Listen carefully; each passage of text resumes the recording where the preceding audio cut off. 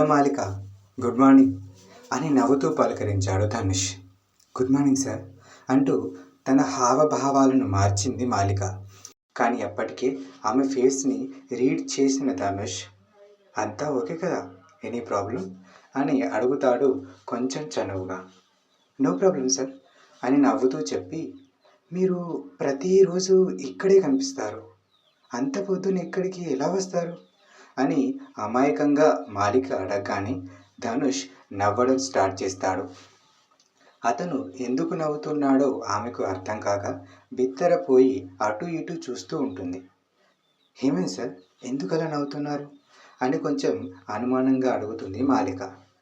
ఏమీ లేదు, అంత పొద్దున నేనేమి బస్సులు విమానాలు చేసి రాను అని ఆగిపోయి కుడివైపు తిరుగుతూ, ఇదిగో ఇదే మా హౌస్ అని హేమంత్ ఇంటి పక్కనే ఉన్న విల్లాను చూపిస్తూ అంటాడు. మాలిక ఆశ్చర్యంతో, ఇది మీ ఇల్లా అని కళ్ళప్పగించగానే, హా, అందుకే నేను ఇంత పొద్దున ఇక్కడికి రీచ్ అవుతా అని నవ్వుకుంటూ మాట్లాడుకుంటూ హేమంత్ వాళ్ళ ఇంటి వైపు నడుస్తారు. ధనుష్ కొంచెం చనువుగా మాట్లాడడానికి ట్రై చేస్తాడు. కానీ మాలిక మాత్రం తన హద్దుల్లో తాను నిలబడి మాట్లాడుతుంది. కానీ ఆమెని ఒక డౌట్ అప్పటి నుండి వెంటాడుతూ ఉండడంతో ఇక అడిగేసింది. సార్, అంత పెద్ద బంగ్లా కట్టారంటే మీకు కూడా ఎంతో కొత్త బిజినెస్ ఉండే ఉంటుంది. అయినా కూడా హేమంత్ సార్ దగ్గర ఇలా పిఏ జాబ్ ఎందుకు చేస్తున్నారు అని ప్రశ్నిస్తుంది. అదా, అది పెద్ద కథ అని ధనుష్ దాటేస్తూ ఉంటాడు.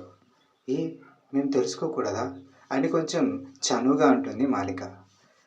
తెలుసుకోవచ్చు, కానీ దానికి ఇది టైం కాదు, ఇప్పుడు అవన్నీ ఎందుకులే అని అంటున్న ధనుష్ మాటల్లో ఎక్కడో చిన్నగా బాధ, ఏదో తెలియని ఆవేదన. ఇంతలో హేమంత్ వాళ్ళ మెయిన్ ఎంట్రెన్స్ దగ్గరకు రాగానే, మాలిక, ఒకసారి నీ నెంబర్ చెప్పు, ఎప్పుడైనా జగదీశ్వరి గ్రానితో మాట్లాడాలనిపిస్తే కాల్ చేస్తా అని చాలా మామూలుగా అంటాడు. కానీ మాలిక మాత్రం కొద్దిగా అనుభవంతో అతని వైపు చూస్తూ, డైరెక్ట్గా మేడంకే చేయొచ్చుగా, మధ్యలో నాకెందుకు చేయడం అని అడుగుతుంది మాలిక. వెంటనే రెస్పాండ్ అవుతూ, చేయొచ్చు, కానీ గ్రాని రెస్ట్ తీసుకుంటున్నప్పుడు చేస్తే అనవసరంగా డిస్టర్బ్ అవుతుంది కదా, సో అని ఆగిపోతాడు అతని మాటల వెనుక ఉద్దేశం తెలియజేస్తూ. మాలిక కూడా కొన్ని సెకండ్లు ఆలోచించాక ఓకే అని చెప్పడం స్టార్ట్ చేస్తుంది. సరిగ్గా అప్పుడే అక్కడికి హేమంత్ చేరుకుంటాడు. అతన్ని చూడగానే కొంచెం గంభీరంగా, గుడ్ మార్నింగ్ సార్ అని విష్ చేస్తుంది మాలిక. హేమంత్ తనని కిందకు అంటూ తిరిగి విష్ చేసి ధనుష్ వైపు నడుస్తాడు. ఏమైంది మాలిక, ఏదైనా సమస్య అని చైర్లో కూర్చొని బుక్ చదువుతున్న జగదీశ్వరీదేవి సోఫాలో కూర్చొని ఆలోచనలో మునిగిపోయిన మాలికను మెల్లగా కదిలించింది. ఆమె మాటలతో తేరుకున్న మాలిక, నో, అలాంటిదేం లేదు మేడం అని కొంచెం కంగారుగా జవాబిచ్చింది. వీల్చైర్ చక్రాలను తానే స్వయంగా తోసుకుంటూ మాలిక కూర్చున్న సోఫా దగ్గరకు వచ్చి, నువ్వు నాకు పరిచయం అయ్యి వారం రోజులే అయి ఉండొచ్చు, కానీ ఈ వారం రోజుల్లో నీ ప్రవర్తన ఏంటో నాకు ఎంతో కొంత అర్థమైంది. కాబట్టి దార్చకుండా నన్ను స్నేహితురాలుగా భావించి చెప్పు. సహాయం చేయలేకపోవచ్చు, కానీ నాకున్న అనుభవంతో ఒక సలహా మాత్రం ఇవ్వగలను. అదే నీ సమస్యకు పరిష్కారం అవుతుందేమో, ఎవరికి తెలుసు అంటుంది. ఆమె మాటలు వినగానే మాలిక మనసుకు కొంచెం రిలీఫ్గా అనిపిస్తుంది. ఎందుకంటే ఆమెకు పెద్దగా ఫ్రెండ్స్ ఎవరూ లేరు, ఉన్న అంతంత మాత్రం. ముందు నవ్వుతూ మాట్లాడి వెనకాల ఆమె గురించి, ఆమె చెల్లె గురించి రకరకాలుగా అనుకుంటారు. అందుకే ఆమె ఎవరితోనూ కలవదు. అయినా కానీ నిజం చెప్పడానికి ఆమెకు ఇంకేదో అడ్డు వస్తుంది.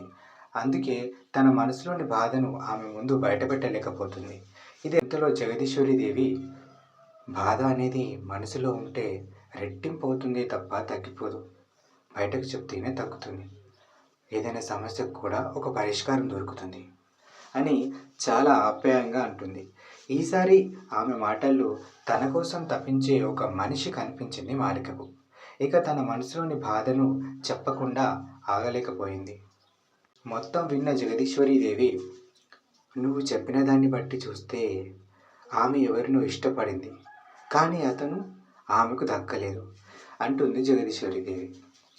మాలిక అవును అన్నట్టుగా తలూపగానే, ఇంతకు తాను ఎవరిని ప్రేమించిందో, వాళ్ళు ఎందుకు విడిపోయారో కనుక్కున్నావా అని అడుగుతుంది జగదీశ్వరీదేవి. అమాయకంగా, లేదు మేడం, దాని ఫ్రెండ్స్ ఎవరు నాకు అంతలా పరిచయం లేరు అని ఉత్తరం ఇస్తుంది మాలిక. ముందు అది తెలుసుకో. అసలు గొడవేంటో తెలియకుండా ఆలోచిస్తూ కూర్చుంటే ఏం లాభం చెప్పు అని చిన్న అసహనంగా పలుకుతుంది జగదీశ్వరీదేవి. కానీ ఎలా మేడం, ఎవరిని అడగాలో అర్థం కావట్లేదు అని అయోమయంగా అంటుంది. ఎవరినో ఎందుకు, నీ చెల్లిని అడుగు అని టక్కున అనేస్తుంది జగదీశ్వరీదేవి. అది చెప్పేదైతే నిన్ననే చెప్పేది మేడం. అది నా మీద అరవడానికైతే రెడీగా ఉంటుంది, కానీ ప్రేమగా ఎప్పుడు నా గురించి అడగదు, దాని గురించి చెప్పదు అంటూ కొంచెం దూరంగా ఉన్న ఒక ఫోటోని చూస్తూ ఉంటుంది. ఆ ఫోటోలో ఒక ముచ్చటైన జంట నవ్వుతూ నిలబడి ఉన్నారు. వాళ్ళకి సరిగ్గా మధ్యలో ఒక చిన్న బాబు ఏడుస్తూ కూర్చున్నాడు. ఇంతలో జగదీశ్వరీదేవి మాట్లాడుతూ, వాళ్ళే మీ బాస్ అమ్మా నాన్నలు. అదిగో ఆ కుక్క పిల్లల ఇద్దరి మధ్యలో ఏడుస్తున్నాడు చూడు, వాడే మీ బాస్ అని ఆగిపోయి ఏదో గుర్తు చేసుకుంటూ, నీకు విషయం తెలుసా, మీలానే మీ బాస్ వాళ్ళ అమ్మకు నాకు మొదట్లో అస్సలు పడేది కాదు. అత్తని అన్న గర్వం నాదైతే ఈ ఇంటికి కోడల్ని, యజమానురాల్ని అనే పొగరు తనదే.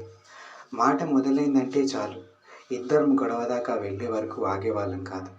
పాపం మా ఇద్దరి మధ్య నా కొడుకు నలిగిపోయేవాడు. అలా చాలా రోజులు గడిచాయి అని జగదీశ్వరీదేవి చెప్తుంటే మాలిక ఆమె వైపే చూస్తుంది. ఈ క్షణం ఆమె కన్నుల్లో చిన్నగా నీళ్లు తిరుగుతున్నాయి. అవి ఆనందంతో వచ్చాయో లేకపోతే బాధతో వచ్చాయో మాలికకి అర్థం కావడం లేదు. జగదీశ్వరీదేవి కొనసాగిస్తూ, కానీ ఒకరోజు నా ఆరోగ్యం చాలా ఖరాబ్ అయింది. ఎంతలా అంటే నేను బెడ్ పై నుండి అస్సలు కదలలేని పరిస్థితిలోకి వెళ్ళిపోయా. ఆ క్షణం నాకు చాలా భయమైంది. ఎందుకంటే నా కోడలు నన్ను బాగా చూసుకుంటుందనే నమ్మకం నాకు అస్సలు లేకుండే. కానీ ఆ అంచనాలు అన్నీ తప్పని నాకు ఆ రోజే తెలిసొచ్చింది. ప్రతిరోజు నా దగ్గర కూర్చొని రాత్రనక పగలనక సేవలు చేసింది. మీ బాస్ ఎంత చిరాకు తెప్పించినా ఓర్చుకుంటూ అటు వాణ్ణి ఇటు నన్ను ఇద్దరిని చిన్న పాపల్లా చూసుకుంది. ఆ రోజు అనిపించింది నాకు, నిజంగా నాకు కూతురున్న ఇలా చూసుకునేది కాదని. తర్వాత నేను దాన్ని అర్థం చేసుకోవడం మొదలుపెట్టా. మా ఇద్దరి మధ్య బంధం బలపడుతున్న రోజుల్లోనే అది నా కొడుకు ఇద్దరు నన్ను వదిలి వెళ్ళిపోయారు అని కంటి నుండి వచ్చిన కన్నీటిని తుడుచుకొని,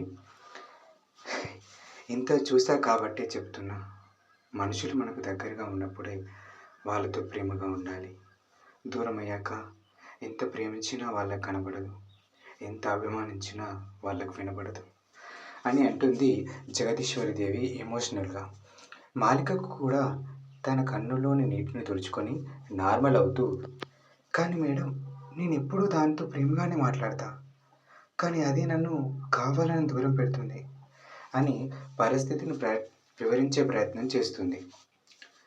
నువ్వు ప్రేమగా ఉంటున్నావని నీకు అనిపిస్తుంది, ఆమెకు కాదు. మీ ఇద్దరి మధ్య ఉన్న మనస్పర్ధలు తొలగిపోవాలంటే ఆమెకు నీ మీద ఉన్న అభిప్రాయం మారాలి. ఇంతకు మీ చెల్లికి నీ మీద ఎందుకు అంత కోపం? మీ అమ్మ నాన్నలు ఎక్కడుంటారు అని అడుగుతుంది.